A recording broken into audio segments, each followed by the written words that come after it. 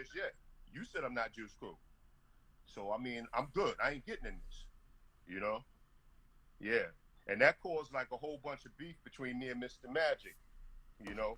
Because when Magic got word, he started, you know, saying slick stuff on the air, and it caused like a lot of beef between me and Magic. But, you know, we eventually, you know, squashed it. We got cool. And, like, yeah, right yeah, now, Magic. Shan like my brother, you know? I used to listen to Mr. Magic every weekend, man. He was beyond iconic. You know, Mr. Magic, he played all that shit. You won't be smelling all right, this Allen. He had the joint, man. He used to always play that shit. I'm the Godfather. Man, remember when they used to play I'm the Godfather and Spoonie shit? G. Yeah, yeah. Marley Law production. Yes, sir. All right, let me tell you the first time I heard of Big Daddy Kane.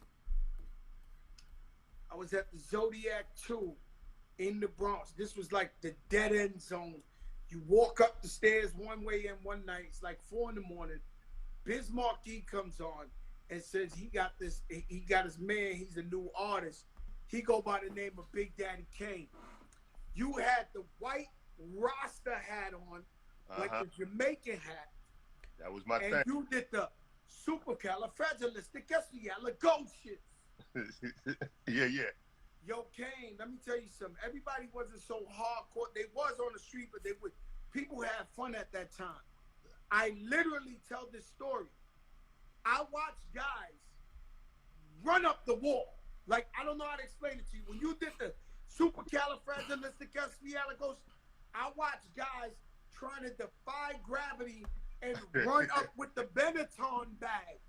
I'm talking that time when they used to wear the green Benetton bags, trying to, with the little hats, trying to run up the wall. They was trying to run. We never heard no shit like that. Yeah. Well, I mean, you know, those were like like fun rhymes that I was, you know, like writing for Biz, because you know Biz, his show was basically more comedic. So, you know, rocking with him, I would have the funny rhymes about girls, and then I would, you know, like have like I guess party like rhymes, you know, like that one, you know. Yeah, Biz made my favorite song ever in hip hop. Is the Vapors. Oh, the Vapors. Yeah. My pound for pound favorite one single song ever in hip hop history is the Vapors. Now that song meant a lot to Biz. Like, that's the most he ever talked to me about writing anything. You know, like with Picking Boogers, he was just like, yo, just write some stories about picking boogers, but somewhere say, hey Ma, what's for dinner? Go up your nose, pick a winner. You know, like nobody beats the Biz. He would always just be like, yo, I want hold up, Kane. I'm acting like like I'm dumb or something. So you saying you wrote the Vapors for Biz Markie? I mean, yeah, I thought everybody knew that. But yeah, but I mean, you know, Biz he would always, you know what I'm saying? You know, like just basically give me the guideline. Like, I want the style like this. So Big Daddy Kane wrote my favorite record in hip hop history. Yo, I mean, yeah, but I mean, with that one, that was the first time Biz was like, go to Vaughn, talk to Vaughn about, you know, what happened in his life. You know, he'll probably tell you about da-da-da. He was like, yo, remember that story when you was telling me about, you know, person in your family that boom, boom, boom, boom, boom, boom? You should talk about that. That's what you need to write about. That's what you need to talk about, you know? I mean, like, he was on top of me about that one. Like, that one really meant a lot to Biz. A whole lot, yeah. Yeah, the Vape is my favorite hip-hop song of all time. And because I grew up so poor, and they would make fun of me. And when I started hustling and started getting my first cars and all that, I would blast the Vapors through my whole block. I go around the block all day like 30 times, blasting the Vapors. They caught the Vapors with my seat all the way back. They caught the Vapors, and then the Vapors, and then yes, sir. And then you know we can switch it up. Yeah, and talk about my guys and Smooth Operator. I don't want to talk bad in front of the kids because we mature now, but Smooth Operator influenced me to hit the streets and get money. You know, because you had all this jury on in the video, you shooting that pool, and I was like, yo, I need the jewels, man. I need the Dapper Dan. I need the jewels. I need all that shit. So, you know, I'm not gonna lie. You know, because I always say hip hop's entertainment. I always say tell the kids, don't live after. If I say rob a liquor store, don't go rob a liquor store. But that record influenced me to get on my grind in them streets. Well, I'm not quite sure what the hell I said to know to make a brother want hustle, but I mean, but I'm glad you're here though. I'm glad you're here, baby. You know, I'm glad I'm for real, here. for real. Trust me. Shout out to Emmanuel Lewis Webster. He's on the check-in. He sends his love. Manny is my dude. I love him, man. I love Manny. You know, he sent me some cakes. I'm on a diet, but his people send me some cakes. Rosemary cakes. He sent me some cakes. My wife, my daughter, they tore them shits up. He got some cakes. Yo, they tore them up. Well, I can't do those, Joe. But I told him as soon as it clear up, I'm gonna fly down there and go fishing with him because he heavy into that fishing thing, you know. I've never been fishing. Nah, me neither. I went one time, like on like a little edge of a creek or something, and saw a snake, and I was good, man. I was good. I went fishing one time with Khaled. I rented a mansion in like Miami. And he wanted to go fishing, and then he caught something, and I thought we caught a shark, a whale. He was for like 20, 30 minutes. He came up, he had a fish about this big. Oh, shit is kicking. Yo, it's gonna kill something. Yo, it's a shark. Yo, it's a tidal wave. He pulled up a sardine. He pulled up a sardine. I was in the club, I believe it was Studio 54 or Roseland, because you know they used to be next to each other. And that is the very first time I ever heard Jay-Z rap. Studio 54. You brought him on stage. Studio 54. How did you meet Jay-Z? How did you know about it? How did you see something in him enough for the Almighty King to bring him on stage and let him rock with you? I think it was around like 88. I was there. I'm on his way. I was in the crowd. But go ahead. Yeah. That, I think when you talking about it's like around 92, 93. But it was around like 88 when I got a call from Nike from the Shirt Kings and said that Fresh Gordon was doing a mixtape and wanted me to do it with Jazz O.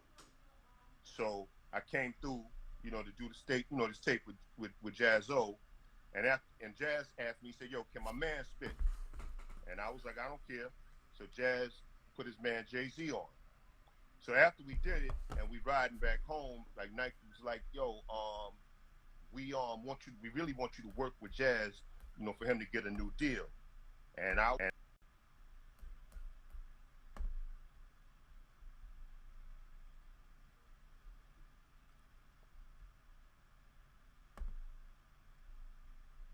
like 90, 91, 92. And then when I went on tour with Patti LaBelle and I saw like, you know, she was doing like 3 or 4 outfit changes during the show. I'm like, I ain't never seen no shit like this in hip hop, you know? So when I came back off the road with her and went out on my own tour, I called Jay-Z, called Positive K, and was like, "Yo, I want y'all to come on tour with me. I got an idea." So I come out, do half my show in one outfit, then call out Jay-Z and Positive K and let them rhyme on the mic while I'm in the back changing clothes, and then I come back in a different outfit and finish the show. So, you know, dude had been out on the tour with me, and we've been in the studio a lot. But I mean, you know, in all honesty, Joe, it's like, had what we was doing worked for Jay, I don't think Jay would be where he is today. Because that's when Jay was doing that fast rapping stuff. You know? Yeah. But so he wasn't doing what he's doing today. So I mean, I think his career would have been a lot different if those songs would have came out. I'm glad they didn't, and what he did it his way, because that's what made him the man he is today, you know? Yeah, that Reasonable Doubt, man. I think what Jay-Z did was, prior to Jay-Z, hip-hop was always hip-hop. It was talking real shit, but he captured his life in real time. And so, like, he was explaining the shit we was going through in the street, in the hood, but right on time. Mm-hmm. Like, it was like, Nas, they were explaining it right on time. Like, right, like, what was happening right now. You know, hip hop before you was all like, somebody, come on and party. Like, you Yeah, yeah.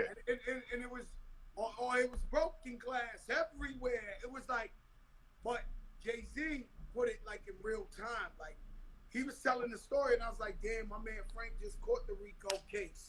Yo, you know what I mean? So, Yeah, yeah. Shouts out to him. Do you ever connect? Do you ever talk to each other these days? I haven't spoken to Jay in a good while, but you know, every once in a blue moon, you know, I might get a phone call. You know. Yeah. I'm sure he loves you, man. He's helped me a lot. You know what I'm saying? He's helped me a lot. You know, I'm signed to Rock Nation. He's a beautiful guy, man. But I remember seeing him first with you before anybody.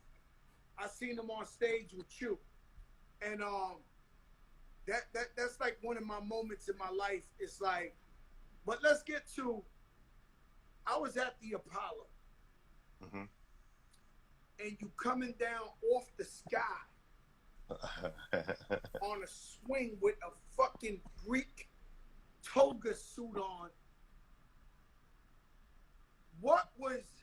No, I had all white. The girls had on the toga suit. They had the toga. You had all girls white. had I'm in the toga crowd, King. What made you think of that coming off the sky? That was actually Fly Tie a whole idea. That was Fly Tie's whole idea. Yeah. He ran it by me. I'm like, dope. Yo, that was so crazy, King. Yeah, that was Ty's idea, and it came off. I was happy, you know. But I mean, I can't take no credit. I never forgot it the rest of my life. It came. It was legendary. It was beyond. And then I was there when Biz slid out the nose. Yeah. The big nose. It had the boogers falling out, and then all of a sudden Biz drops out later. Yeah. That shit crazy. Also Slick Rick represent. Shout out Slick Rick. I remember one time I seen him somewhere in Manhattan. I think it was Club Muse or something. And he did the whole show sitting on a throne. See, I call your era the greatest era because it was so entertaining, and it was you got.